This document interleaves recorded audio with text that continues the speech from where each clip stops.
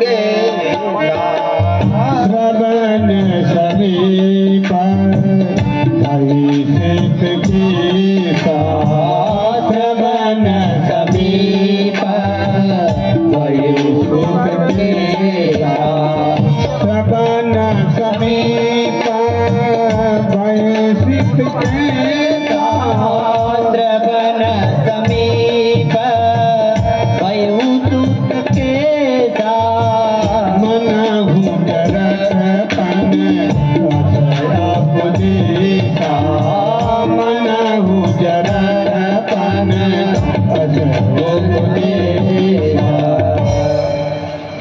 कानों के समीप जो बाल हैं वो सफेद हो गए हैं। मन में विचार आया, बुढ़ापा संकेत कर रहा है, कहे राजन अब आपका बुढ़ापा आ गया है। तो बुढ़ापा आया तो फिर क्या करना चाहिए? नत जुबराज राम काहु दे हो नव जुबराज राम कहु दे हो। नप जुबराज राम काहु दे हो नव जुबराज राम कहु दे हो।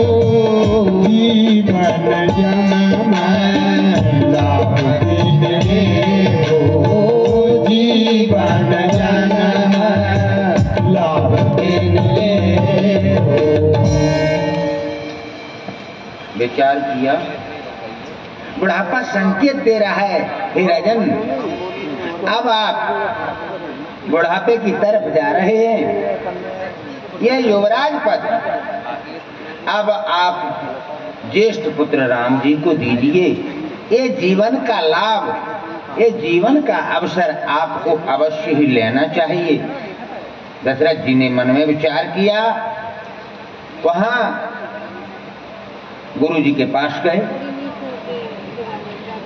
महाराज वशिष्ठ जी के पास जाकर के अपना सारा वृतांत गुरुवर को सुनाया। कहने लगे जो राजा में गुण होने चाहिए वो मैंने राम जी ने सभी देखे हैं। हे गुरुवर अब राज चलाने के योग्य राम जी हो गए हैं। मेरा विचार है कि राम जी को राजा बनाया जाए, आपका क्या मत है?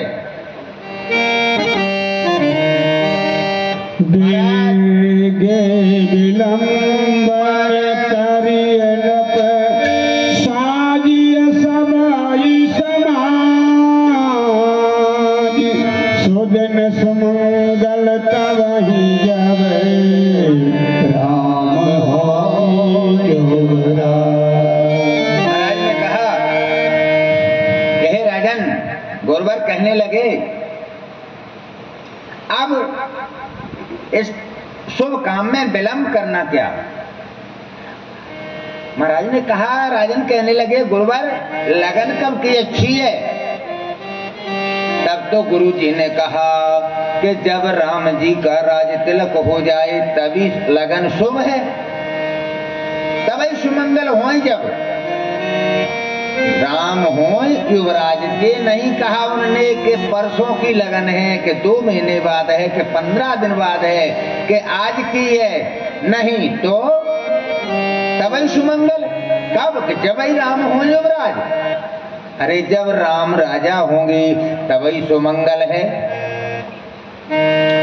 उन्होंने कहा महाराज क्या क्या सामग्री चाहिए? मैंने आनौ सकल सुतीरथ पानी, सब तीर्थों का जल मंगाया जाए।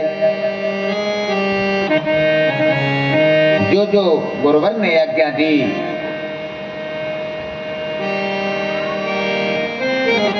वो महाराज ने सभी व्यवस्थाएं अपने सेना नायकों इत्यादि से कह करके सब राज्य अभिषेक की सामग्री को सब मंगाया। लेकिन राम जी का अभिषेक सुनते सारी अयोध्या में बड़ा उत्सव छाया हुआ है। प्रजा के सभी नगरवासी हर्षोल्लास के साथ 2-5 इधर जाते हैं और 2-5 उधर से आते हैं। सुनत राम आबे सीख सुहावा,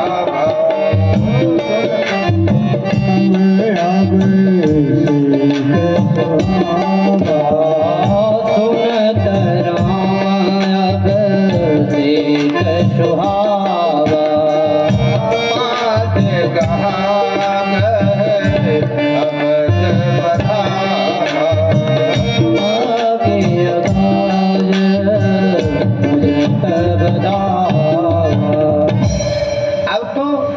राम जी के अभिषेक की खबर, अभिषेक की सूचना, राय तिलक की सूचना सारे नंगर में फैल गई, सारे अयोध्यापुरी में।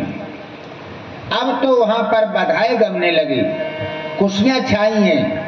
हमारे राम राजा बनाए जाएंगे, हमारे राम राजा बनाए जाएंगे, हमारे राम राजा बनाए जाएंगे, बनाए जाएंगे, हो बनाए जाएंगे, हमारे राम राजा बनाए जाएंगे, बनाए जाएंगे, ओ बनाए जाएंगे, हमारे राम राजा बनाए जाएंगे, राजा बनाए जाएंगे, हमारे राम राजा बनाए जाएंगे, बनाए जाएंगे, बनाए जाएंगे, हमारे राम राजा बनाए जाएंगे।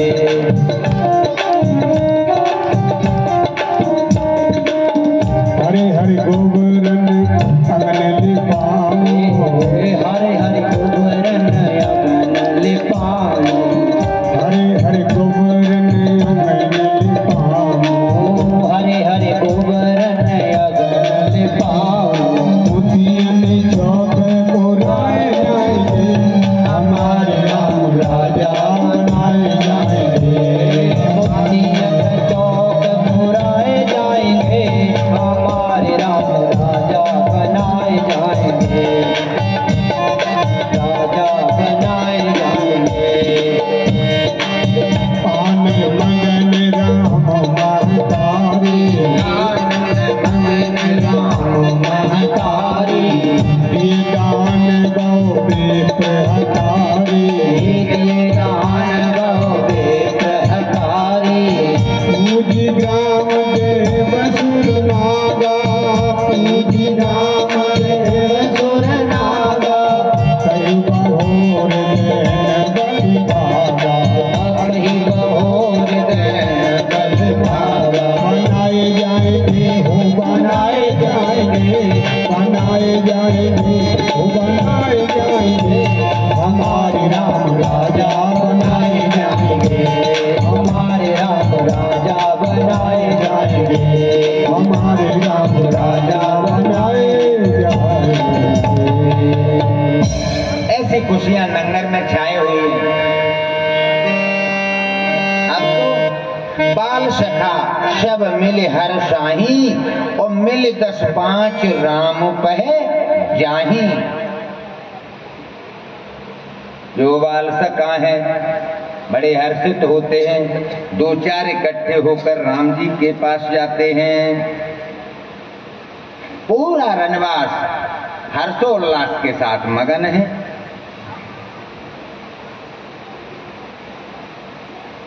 उसी समय महाराज ने गुरुवर को बुलाया, कहा और गुरुवर को राम जी को शिक्षा देने के लिए भेजा।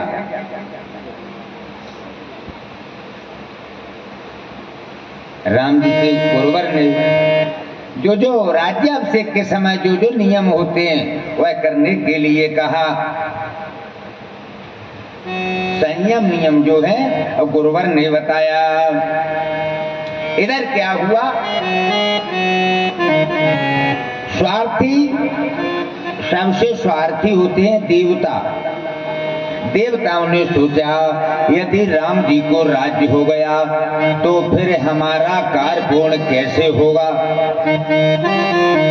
दिन है सुहायन अवध बधावा, दिन है सुहायन अवध बधावा, दिन है सुहायन अवध बधावा, दिन है सुहायन अवध बधावा, दिन है सुहायन अवध बधावा, चोरी चंदन रात नवावा, चोर चंदन रात नवावा।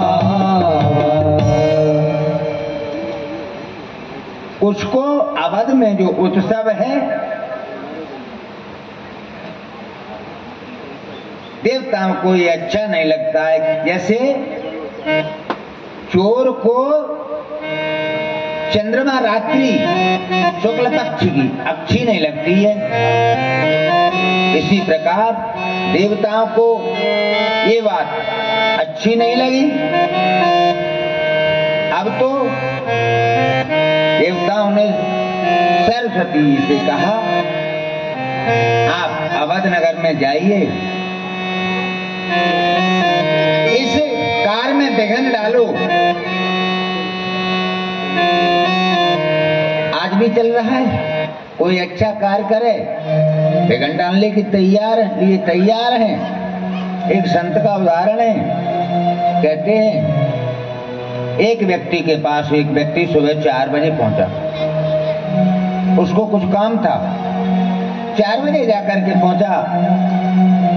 वो वक्त चारपाई पे बैठा भगवान का नाम ले रहा था, माला जप रहा था, माला का जाप कर रहा था। 4 बजे वो व्यक्ति कहने लगा, अरे तुम तो चारपाई पे बैठे भजन करते हो, कहीं चारपाई पे भजन होता है?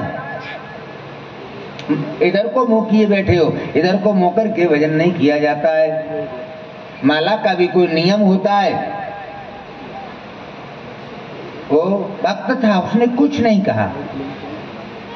वो दूसरे दिन फिर पहुंच गया, अरे मैंने कल आपसे मना किया था लेकिन आप ने ध्यान नहीं दिया। व्यक्ति तंग आ गया, उसने कहा प्रभु आप बताइए आप भजन कब करते हैं? वो व्यक्ति बोला हम करते ही नहीं हैं, खुद तो करते नहीं हैं लेकिन दूसरों को भी करने नहीं देते हैं। आज वही दशा देवताओं की है। देवता सोचते हैं यदि राम जी को राज्याभिषेक हो गया तो हमारा काम नहीं बनेगा, इसलिए मैया सरस्वती जी को ध्यान किया, कहा अवधपुर में जाइए, वहां पर विघ्न डालिए जो राम जी को राज्याभिषेक न हो पाए। अयोध्या में एक संत रहते हैं, वो 4 बजे खड़े होकर के सीताराम सीताराम करते हैं। वहां पर पास में एक पढ़ा लिखा व्यक्ति उस दिन आकर के ठहर गया। बाबा जी खड़े हुए, बाबा जी ने खड़ताल उठाई और सुबह 4 बजे सीताराम सीताराम सीताराम करने लगे। वो व्यक्ति ने कहा सोने नहीं देते हो, 12 बजे तक हम जागते हैं और सुबह जब नींद आती है तो आपकी सीताराम सीताराम बंद नहीं होती है। 2 दिन हो गए देखते देखते। प्रातः होत ही संत जन करते सीताराम, इनकी सीताराम ने कर दी नींद हराम। इनकी सीताराम ने हमारी तो नींद हराम कर रखी है। आज मैं संत को ठिकाने लगा के रहूंगा। सुबह हुआ, सवेरा होते ही तब तक संत जी अपने नित्य का कर्म से निपट करके भगवान का भजन करके बाहर आए। वह व्यक्ति संत के पास आया, कहने लगा, सुबह सुबह क्यों चिल्लाते हो, क्या तुमको नींद नहीं आती है? संत जी बोले, भगवान का नाम लेना बहुत ही जरूरी है, मैं परमपिता परमात्मा का ध्यान करता हूँ। वो पढ़ा लिखा व्यक्ति था। बोले, कौन तुम्हारा परमपिता है, कौन परमात्मा है, वो क्या करता है? संत ने कहा, कड़कड़ व्याप्त है। अरे व्याप्त तो है, करता क्या है? हमारे प्रभु, हमारे राघव जो कोई नहीं कर पाता है वो करते हैं। अच्छा, तुम्हारे राघव करते हैं? बोले हाँ। तो हमारे लिए खाना ले आएंगे? बोले हाँ। तो हमको खाना खिला सकते हैं? बोले हाँ, खिला सकते हैं। यदि उन्होंने हमको खाना नहीं खिलाया तो समझ लेना तुम्हारा बुरा हाल हो जाएगा। वो संत व भगवान का भक्त था। उसने कहा, हमको अपने राघव पर भरोसा है, हमको अपने राम जी पर भरोसा है। आप जो प्रतिज्ञा करेंगे हमारी बात को पालने के लिए भगवान अवश्य काम पूरा करेंगे। तब तो बड़ा अकड़ में बोला, मैं आज प्रतिज्ञा करता हूँ मैं 24 घंटे भोजन नहीं करूंगा।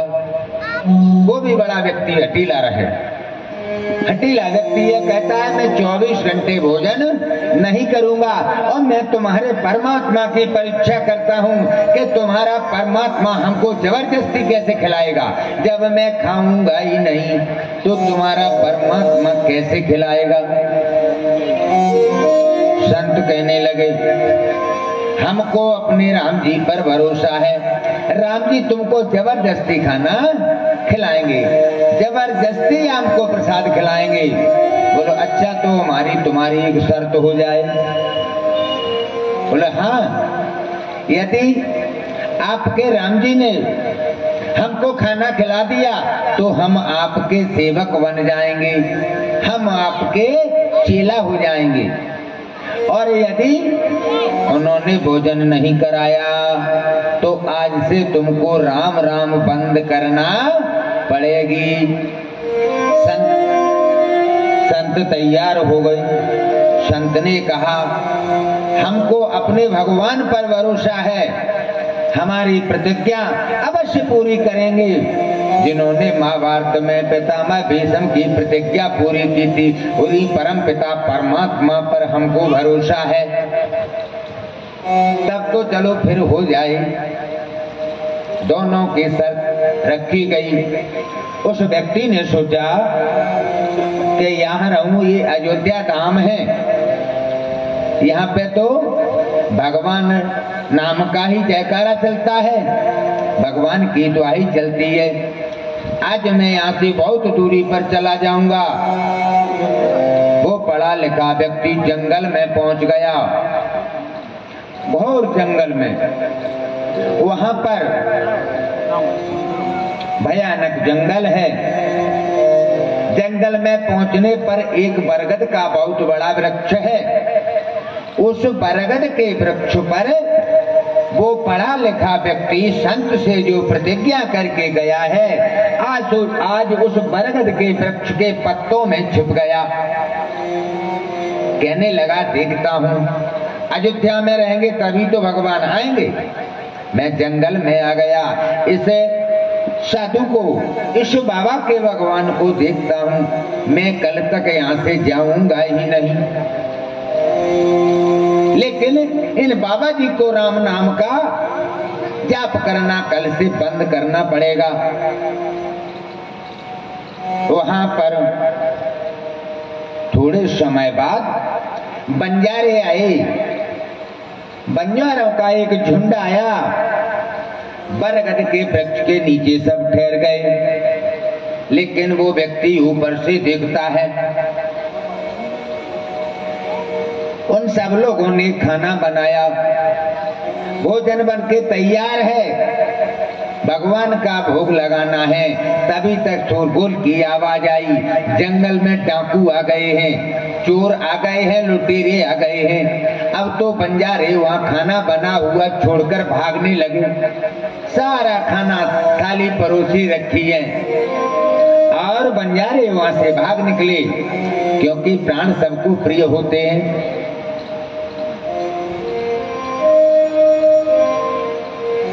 जब बंजारे निकल गए, थोड़ी देर बाद चोरों का, लुटेरों का ग्रोह आ गया, झुंड आ गया। उन्होंने देखा यहाँ तो बड़े सुंदर भव्य भोजन रखे हुए हैं, यहाँ पर कोई व्यक्ति है, उसने ये भोजन बनाए हैं। एक व्यक्ति कहने लगा, भूख बहुत जोर की लगी है, चलो पहले भोजन कर लें, उसके बाद देखेंगे।